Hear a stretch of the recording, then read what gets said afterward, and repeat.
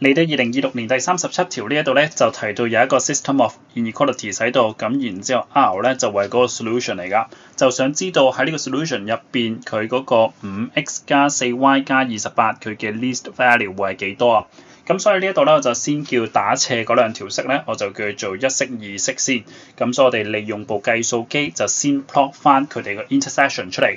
咁所以呢一度咧，我哋就直接用翻第3條 program，咁就3負4 2跟住0 0 0 6 13 25。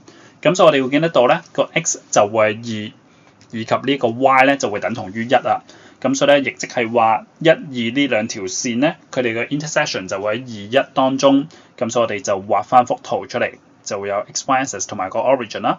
2、1就會喺以下呢個位置，我就先叫做 point A。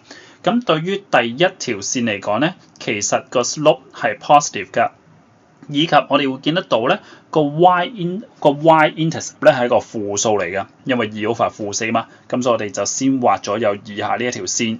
咁然之後，對於第二條線嚟講，個 slope 咧就會係負數啦。咁同一時間咧，我哋會見得到 x-y intercept 咧都會係正數嚟㗎。咁所以我哋就畫咗有以下呢一條線喺度。咁啊，下一步咧就補翻呢個 y 等於7出嚟啊。y 等於7咧就畫翻條 horizontal line。咁你就先揾翻右手邊以下呢一點先。咁我就叫佢做 point B。我哋知道 point B 嘅 y coordinate 咧就必定係7㗎啦。咁至於佢嘅 x coordinate 咧，我哋就將佢代翻入去上邊呢一條線。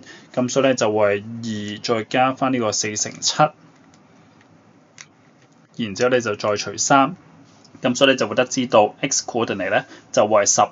咁至於我哋左手邊呢一點咧，我就叫做 point C。咁就同樣地，佢嘅 y coordinate 咧就會等同於7。咁至於 x coordinate 咧，今次就會係25再減翻呢個13乘7，再除翻呢個6。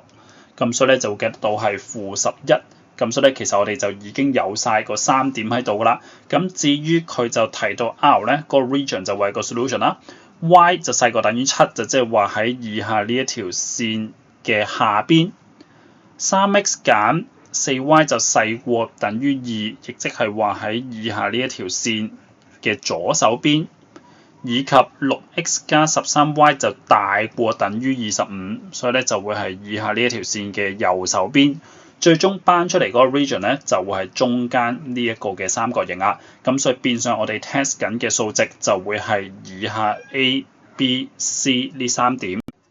咁因此喺呢一度咧，我哋就可以畫翻個表出嚟。咁我哋有呢個 point A、B 以及呢個 C， 而我哋睇緊個 expression 咧就為呢個 5x 加 4y 加28啦。咁所以我就直接去睇翻，而家 5x 再加 4y 再加28，當 x 係等於2，y 係等於1嘅時候，個數值咧就會係42。咁然之後，當 x 係等於10，y 咧就會係等於7嘅時候，咁我哋個數值咧就會等同於106。